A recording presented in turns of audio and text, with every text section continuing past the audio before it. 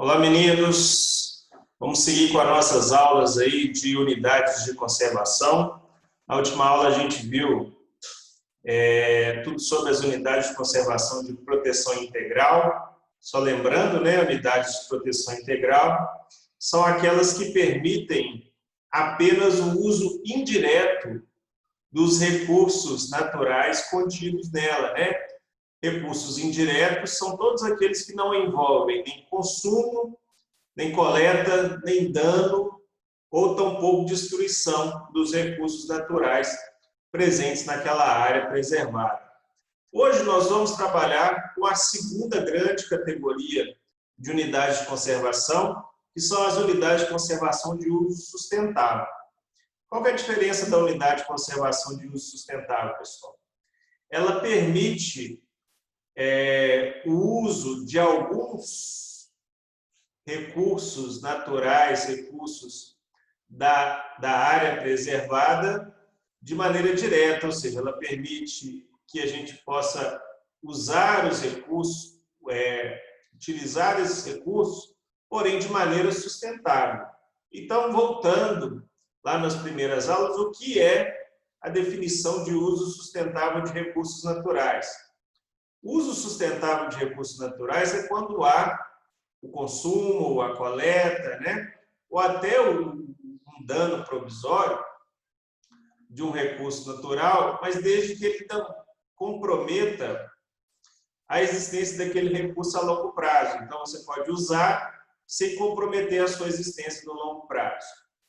Então, existem vários tipos diferentes de unidade de conservação de uso sustentável. A gente viu que na de proteção integral eram 5 tipos, e nas unidades de proteção de uso e nas unidades de conservação de uso sustentável nós temos 7 tipos. E nós vamos ver todos eles, e eles se diferenciam pelos objetivos, ou seja, pelo que está tentando se conciliar com a preservação in situ dos animais, da fauna, da flora e dos recursos naturais contidos ali, e o uso da terra. Então, cada um desses 7 tipos envolve um objetivo diferente de tentar preservar e utilizar os recursos presentes ali naquela área de maneira sustentável. Então, nós temos a área de proteção ambiental, as APAs, a gente tem as áreas de relevante interesse ecológico, que é a ARI, as florestas nacionais, que são as FLONAS, as reservas extrativistas, as RESEX, a reserva de fauna, essa é muito interessante, porque ela foi pensada com o objetivo, mas não houve nenhuma demanda de criação para unidade de conservação desse tipo, e por isso não existe nenhum cadastro desse tipo de unidade de conservação ainda, que são as REFAUs, reserva de fauna, as reservas de desenvolvimento sustentável e as RPPNs. As RPPNs, gente, elas têm uma particularidade que são unidades de conservação cujo princípio está muito mais relacionado à proteção integral do que o uso sustentável. Nós vamos ver aí quando eu estiver detalhando as RPPNs para vocês. Então, nós temos 7 tipos de unidades de conservação de uso sustentável. A primeira delas, gente, é a área de preservação ambiental, ou as APAs. As APAs, gente, geralmente uma área extensa. A gente vai precisar dessa definição porque ela é uma das grandes diferenças entre as APAs, né, as áreas de preservação ambiental, e as áreas de relevância e interesse ecológico. Então, são áreas extensas, que existe já um certo grau de ocupação humana. Então, já há habitações, já há uso dos recursos naturais ali, porém, essa área ainda mantém o quê? Recursos bióticos, abióticos e culturais que justificam a preservação desses recursos e que, se não houver a preservação, esse grau de ocupação vai só aumentar, comprometendo esses recursos. Então, qual que é o grande objetivo da área de preservação ambiental? É criar um plano de manejo para que o uso e ocupação do solo pela sociedade humana local ali, quer seja um condomínio rural, quer seja uma área de recreação, quer seja uma área que exista aqui uma agricultura de subsistência, essas atividades de uso e ocupação do solo não impactem a longo prazo esses recursos naturais interessantes que estão ali. Então, a ideia da área de preservação ambiental é tentar conciliar a ocupação humana de uma área e os recursos ainda disponíveis dentro dessa área, tentando assegurar o quê? A ocupação sustentável, a ocupação visando os princípios da sustentabilidade, que é o uso dos recursos sem prejudicá-los a longo prazo. Então, uma área de preservação ambiental pode ser constituída de terras públicas ou áreas privadas também. Existem vários condomínios rurais, né, que, na verdade, são parte de áreas de preservação ambiental. Então, as condições para a realização de pesquisa não são foco aqui, tampouco visitação. Então, aqui de novo, é permitido pesquisa? É permitido visitação? Mas desde que o órgão que gere a área de preservação ambiental tenha dado a autorização e a pesquisa e a visitação siga as regras estabelecidas por esse órgão gestor. Então, toda a área de preservação ambiental, mesmo que seja composta de áreas de propriedade privada, ela tem que ter um conselho gestor e lá tem que ser feito um plano de manejo para quê? Para regular esse uso e ocupação do solo, visando a preservação dos recursos que existem lá. Então, aqui só um exemplo para vocês, né?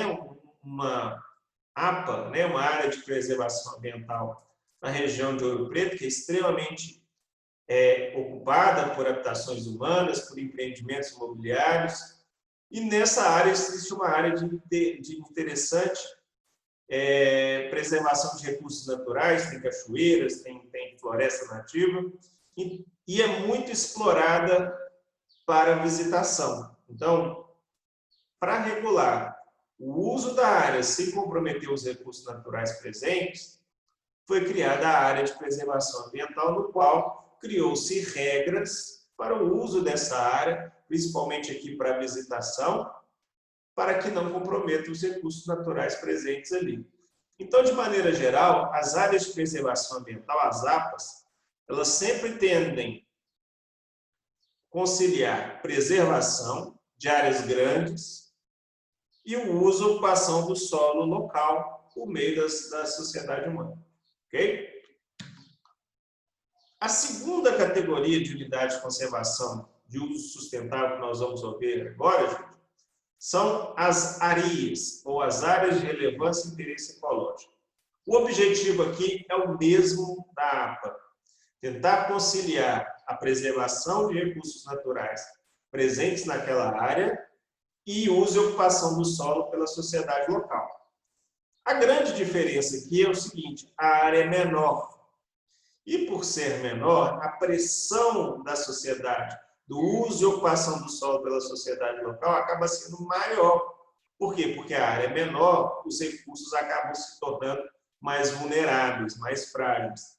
Então, nas áreas de relevância e interesse ecológico, a pressão antrópica acaba sendo maior, porque a área preservada é menor, e, por outro lado, isso precisa de um plano de manejo com regras mais rígidas de uso desse ambiente, dos recursos naturais, pela sociedade local que já está estabelecida ali.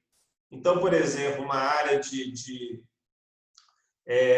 mangue, de estuário, que já tem populações residentes ali de caiçaras, de pescadores. Então, para que o recurso natural não se extinga, o que acontece? Cria-se um plano de uso mais restrito daquela área, dos recursos, por exemplo, a coleta de caranguejos, a pesca, os empreendimentos imobiliários, como pousadas, também têm restrições. Então, por mais que já existisse populações locais vivendo ali, utilizando de recursos para subsistência ou como até negócio. Quando é se estabelecida essa área de relevância e interesse ecológico, as condições de uso dessa área acabam sendo mais restritas. Mas não quer dizer que a pessoa tem que sair, que ela vai ser indenizada, assim como nas áreas de proteção integral. Acho que é aí que a gente tem que ver as grandes diferenças. Quando você tem uma área que tem interesse de preservação, porque é um ambiente frágil, mas se você percebe que a presença dessas populações vai comprometer diretamente a área, aí você tem que demarcar com proteção integral. Mas se há um estudo mostrando que as populações locais não impactam a longo prazo os recursos naturais presentes ali, mesmo estando, coletando, fazendo uso dos recursos, a melhor opção é criar um plano de manejo que concilie o uso da terra e dos recursos naturais e a preservação. Por quê? Porque aí você entra em menos atrito com a população local e as chances dessa preservação ter sucesso acaba sendo muito maior. Então, numa área de relevância e interesse ecológico, assim como nas APAs, temos áreas demarcadas públicas e áreas privadas. E, da mesma forma, tem que ter um conselho gestor para que tome as decisões em relação à área. Esse conselho tem órgãos públicos envolvidos, mas também representantes da sociedade local, levando os seus interesses, e dali tem que sair ações e um plano de manejo daquela área, dizendo o que é permitido e o que não é, como fazer, o que não fazer. Ok, pessoal? Então, aqui só mostrando essas duas, dessa área aqui, dessas duas ilhas, que elas têm uma ocupação humana muito específica, que ela é uma área do Exército, na verdade é uma área da Marinha. Então, é utilizada para treinamento de militares, porém, ela tem um relevante interesse ecológico aqui, que é a preservação dessas espécies de serpentes que só ocorrem nessas ilhas. Então, para preservar as serpentes que só ocorrem nessas ilhas e manter a área de proteção da costa brasileira, para treinamento dos militares, criou-se um plano de manejo dentro dessa área para conciliar as duas coisas. Então, sempre quando eu tenho áreas de relevância e interesse ecológico, o que eu estou tentando fazer? Conciliar a preservação dos recursos naturais, geralmente é uma área pequena, porque se for uma área grande, a melhor opção é uma área de preservação ambiental, uma APA, e o uso e ocupação do solo pelas atividades locais que a sociedade já exercia ali naquela área antes da instituição da unidade de conservação, com objetivos de quê? De manter os recursos naturais a longo prazo, mesmo que a gente faça pequenos danos ou pequenos usos, mas se isso não comprometer aquele ecossistema no longo prazo, é possível criar esse tipo de unidade de conservação. Tipo 3, gente. O tipo 3 são as florestas nacionais. Então, a floresta nacional, ela tem uma característica típica de fisionomia. Tem que ser uma floresta. Então, não é qualquer área que pode se transformar na floresta nacional. Por quê? Porque o objetivo aqui é permitir que populações tradicionais ou até empreendimentos econômicos façam a exploração dos recursos florestais presentes, né? Lenha, madeira de lei para mobiliário, coleta de sementes, etc., de maneira sustentável, ou seja, só retirar daquela área, geralmente é uma área enorme, o tanto que aquela área consegue se regenerar. Então, através de estudos de engenharia florestal, se diz que a área consegue se regenerar, por exemplo, 1% a cada 10 anos. Então, o que se faz? Deixa-se explorar os recursos florestais daquela área em 1% da área durante 10 anos, porque depois daquele tempo é o necessário para aquela área se recompor.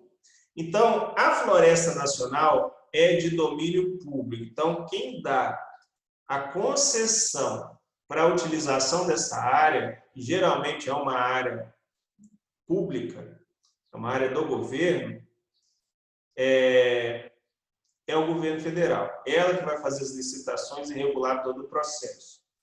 Outra coisa que é interessante é que nessas áreas de floresta nacional, por mais que haja a exploração comercial da área, também é admitida a permanência de populações tradicionais. Então, por exemplo, populações indígenas, populações de caboclos, né, descendentes ali daquela região, se já vivem ali, elas não têm que ser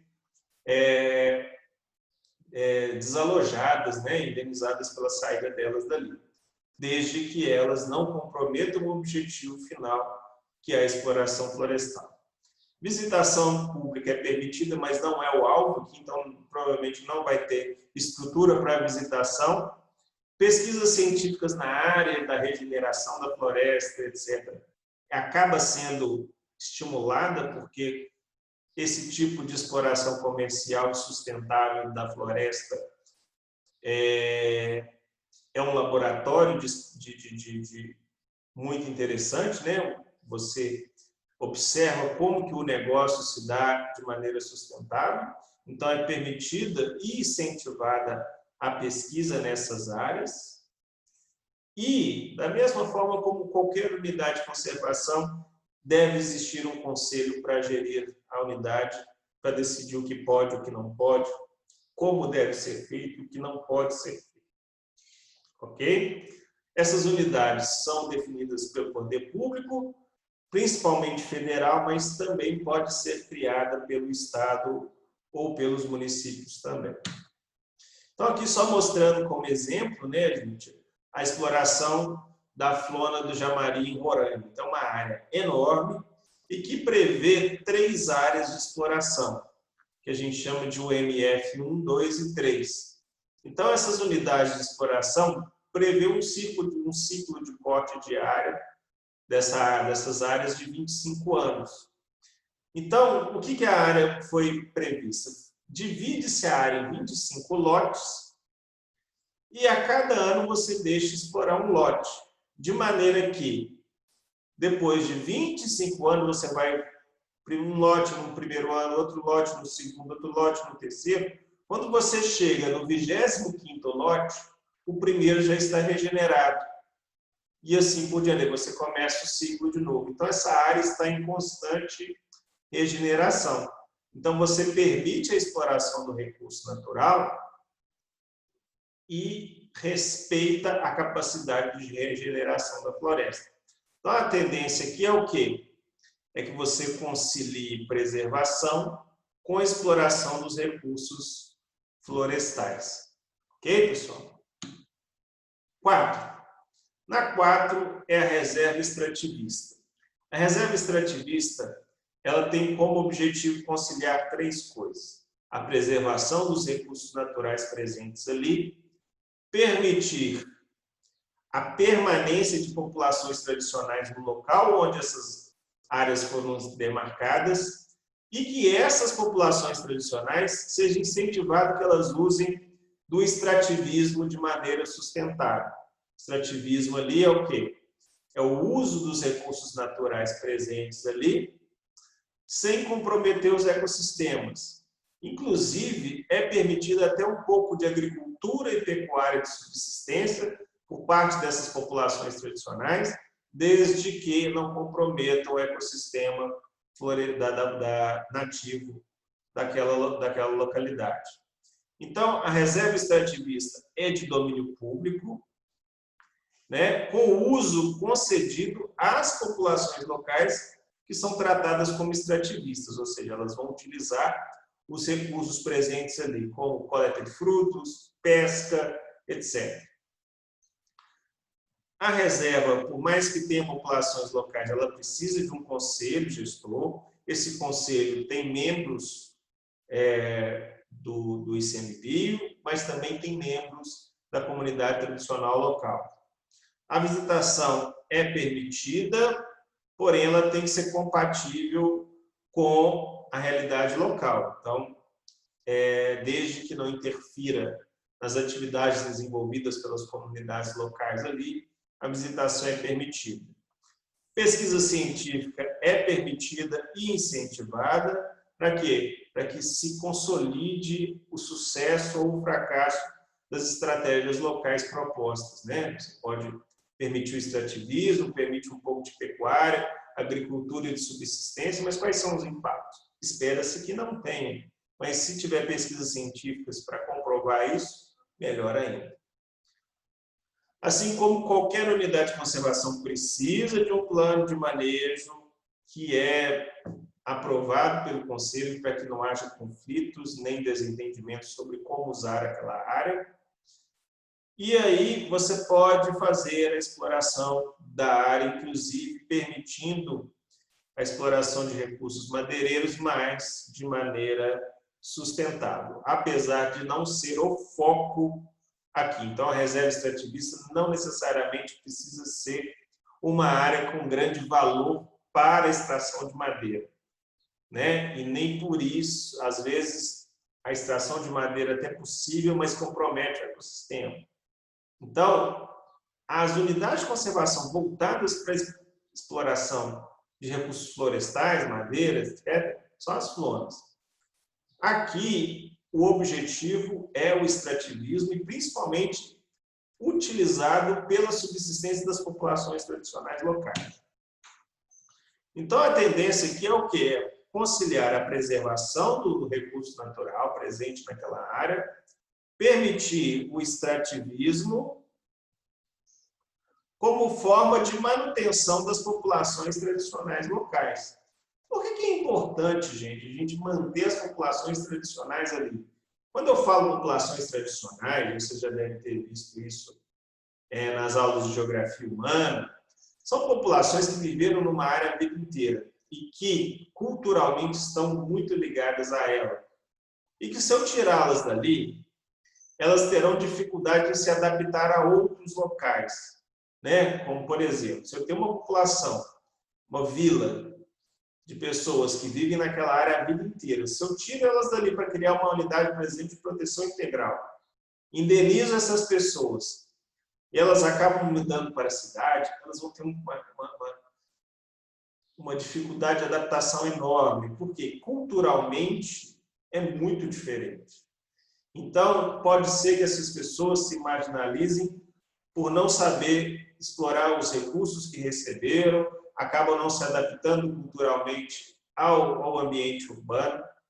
E outra coisa, essas populações tradicionais fazem parte do local, assim como os recursos naturais. Então, há uma valorização pela cultura tradicional ali também. Então, manter essas populações é importante culturalmente, mas também ajudam a minimizar o impacto nos grandes centros, e essas comunidades acabam ajudando a preservar o recurso natural, que é a subsistência delas. Então, elas acabam impedindo que outras atividades comerciais se estabeleçam ali, acabam sendo como sentinelas daquela área, acabam avisando quando acontece alguma coisa errada, e por isso é fomentado, ou seja, é incentivado que essas populações ocupem a área. Por quê? Porque elas não impactam o ambiente a longo prazo. Por outro lado, elas ajudam a proteger porque elas são parte daquela área, ou seja, elas dependem da saúde daquele ambiente, ok? O quinto tipo, gente, é um tipo muito particular porque ele foi criado com um objetivo muito claro, que é estimular a produção ou a exploração comercial da fauna silvestre. Então, tinha-se na época que se criou a reserva de fauna, uma percepção de que os animais silvestres da fauna brasileira poderiam ser explorados comercialmente, ou seja, estabelecido condições de criação no ambiente natural, a ponto de o excedente ser utilizado comercialmente, peles, carne, etc., plumas, etc. Então, as reservas de fauna, elas tinham um objetivo muito claro, preservar o recurso natural local da seguinte maneira: fomentando a realização de pesquisas científicas que viabilizassem a exploração comercial da fauna silvestre. Por quê? Se eu tivesse um plano de manejo de multiplicar aquelas populações locais no seu ambiente natural, a ponto de tirar o excedente para comercializar, isso teria um impacto muito positivo. Por quê? Porque eu não tiraria as populações naturais por causa de exploração comercial. E isso acabaria o quê? Ajudando na preservação. Então, a ideia das reservas de fauna era essa: criar ambientes para se estudar como explorar comercialmente a fauna silvestre. Porém, nenhuma proposta de reserva de fauna foi criada até hoje, dada a dificuldade, né, de investimentos, de conhecimento sobre a multiplicação de fauna silvestre e também um pouco sobre as restrições no processo de utilização da fauna silvestre de maneira comercial. A gente já viu nas aulas passadas, lá no primeiro trimestre, sobre manejo de fauna silvestre, vocês veem que existem várias restrições. Então, acaba que não foi atrativo esse tipo de unidade de conservação e, por isso, nenhuma ainda foi criada. Então, a reserva de fauna é de posse e domínio público, tá, gente? E, nesses casos, o alvo não é visitação, tá? E, por mais que seja de exploração comercial de fauna silvestre, não é permitido o exercício da caça. Então, não é um lugar para você multiplicar espécies para ter temporada de caça. A temporada de caça no Brasil acabou há muito tempo na revisão do penúltimo Código Florestal que a gente tem. A gente já viu isso no histórico das unidades de conservação no Brasil. Então, não é para isso. É para explorar de maneira sustentável, respeitando as normas do bem-estar animal, para poder diminuir o uso da fauna silvestre de maneira ilegal. 6, né? Estamos chegando no final, gente. São as reservas de desenvolvimento sustentável. A reserva de desenvolvimento sustentável, ela acaba se assemelhando muito com as reservas extrativistas por um contexto histórico. Por quê? Porque lá, tanto reservas extrativistas como reservas de desenvolvimento sustentável foram estratégias criadas para preservar populações tradicionais. Então, as populações tradicionais não têm terras demarcadas, utilizam muito pouco dos recursos naturais locais e, nos últimos 40, 50 anos, estão sofrendo muitas pressões de empreendimentos imobiliários legais e ilegais, né? Por exemplo, exploração de madeira ilegal, garimpo ilegal, grilagem, etc., ou até empreendimentos legais. E essas populações acabam se tornando vulneráveis pelo avanço do uso e ocupação do solo, e para tentar manter essas populações naturais no seu local de origem, porque é culturalmente importante, é interessante para essas populações não migrarem para os grandes centros porque vão ter problemas de adaptação. O que foi feito? Demarcou-se áreas para que essas populações tradicionais tivessem uma área demarcada para continuar vivendo como seus ancestrais, etc.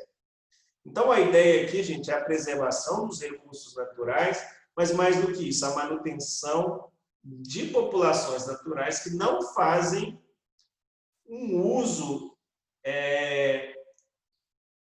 degradante dos recursos naturais daquela área, ou seja, populações tradicionais que fazem o uso sustentável dos recursos de uma área, e essas populações tão vulneráveis por causa da expansão do uso e ocupação do solo no entorno, são criadas as reservas para conter um pouco esse impacto de conflitos pelo uso da terra entre populações tradicionais e agentes que estão ocupando o solo, principalmente para explorar comercialmente aquela área de maneira não sustentável. Então, aqui nas reservas de desenvolvimento sustentável, o foco dela é abrigar populações tradicionais, mas não é qualquer uma, que se baseiam, cuja vida, subsistência, se baseia em sistemas sustentáveis, ok? Para quê? Para que essas pessoas, essas populações, se mantenham por gerações e gerações, contribuindo para a preservação daquela fauna, flora e recursos naturais locais, ok? Então, tem como objetivo preservar a natureza? Sim. Como é que se faz isso? Se as populações que ocupam a área não degradam a natureza, mantê-las lá vai ajudar a que outros agentes que podem atacar o recurso natural não ocupem o espaço. Então, é uma área de domínio público, tá? Que é concedida o uso para as populações naturais. Então, não é uma demarcação de terra e dada para essas pessoas como se fosse uma reforma agrária. É diferente. O uso é concedido, mas o dono da área é o governo local, governo federal, estadual, municipal. Tá? Por mais que tenham populações vivendo ali, a gestão da área precisa também de um conselho, como qualquer unidade de conservação, no qual o plano de manejo deve ser seguido também para tentar regular o que essas populações podem fazer ou não.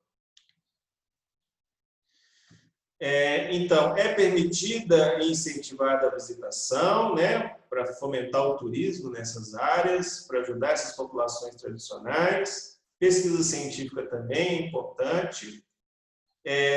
Aqui fala também que deve ter sempre considerado o equilíbrio do tamanho da população em conservação. Então, geralmente, existem regras do crescimento dessas populações tradicionais. Então, por exemplo, não pode chegar pessoas para morarem lá, se não forem para a questão de casamento com as pessoas que estão ali. Parentes distantes dessas pessoas não podem ocupar aquela área. Para quê? Para conter um aumento da densidade populacional que possa atrapalhar a preservação dos recursos naturais. Tem que haver um equilíbrio do tamanho das populações tradicionais, de maneira que não impacte o recurso natural disponível. Aqui está falando que a exploração dos ecossistemas é permitida de maneira sustentável e que precisa ter um plano de manejo que regule o que pode ser feito e o que não pode. E, por fim, gente, nós vamos falar de uma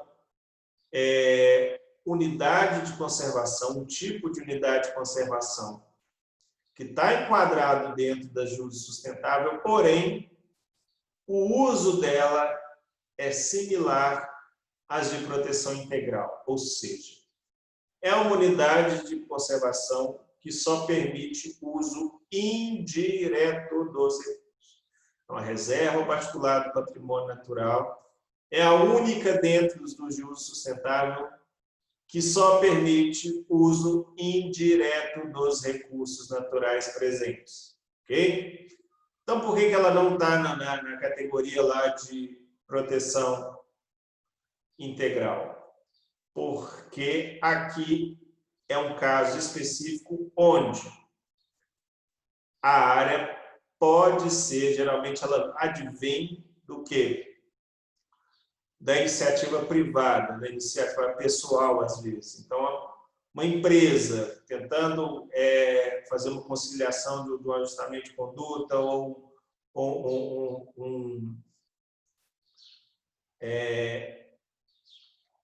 tentando compensar um passivo ambiental que seja, o que ela faz? Ela pode destinar uma área para preservação integral. Por exemplo, uma pessoa dona de uma grande quantidade de terra e dentro dessa área tem uma área de grande valor para a conservação. Essa pessoa pode destinar essa área para preservação integral. Então, quando ela faz isso, gente, o que ela faz? Ela entra com um processo de maneira que esse material, essa área vai ser demarcada em cartório e essa área o dono não pode mais voltar atrás. Então, ele tem que destinar essa área para proteção integral. E aí, dentro dessa área, serão determinadas as regras de uso, porém, já fica claro que essa área é apenas de uso indireto. Ok? Bom, gente, então nós vimos então que a RPPN é de proteção integral, ou seja, permite apenas o uso indireto, mas em áreas que vêm da iniciativa particular, da iniciativa privada. Quer seja empresas tentando cumprir metas de passivos ali, quer seja pessoas físicas destinando áreas para preservação. Aqui só mostrando o Santuário do Caraça, né, que é uma área da Igreja Católica, cuja boa parte dessa área é uma RPPN, ou seja, só permite o uso indireto, no caso, a visitação, né? Bom, gente, então a gente fechou com 7 tipos de unidades de conservação de uso sustentável, né? Vou voltar lá no primeiro slide, onde a gente tem a APA e a ARI. O que a gente tenta conciliar aqui na APA e na ARI é o quê? É o uso e ocupação do solo pela sociedade local e preservação. Na floresta nacional, é a exploração de recursos florestais e preservação. Na reserva extrativista, é manutenção de populações tradicionais com a possibilidade de extrativismo. Aqui na reserva de fauna, é explorar comercialmente o manejo de fauna silvestre em áreas in situ, né? Em áreas nativas. Não existe nenhum desses, não existe nenhuma unidade de conservação dessa categoria. Reserva de desenvolvimento sustentável, assim como a reserva extrativista, o objetivo aqui é manter populações tradicionais, mas sem essa necessidade do extrativismo, permite até pequena pecuária, pequena agricultura. E, por fim, as RPPNs, reserva particular, o nome já fala, né, do patrimônio natural. É quando uma pessoa ou uma empresa destina uma área dela para preservação integral, para fazer a proteção integral daquela área. Ok? Bom, gente, então com isso a gente fecha todos os tipos, os 12 tipos de unidade de conservação possíveis no Brasil. A gente tem 5 tipos de proteção integral e 7 tipos de uso sustentável, que na prática a gente tem 6 e 6. Por que você está falando isso, Gustavo? Porque a RPPN também é de proteção integral.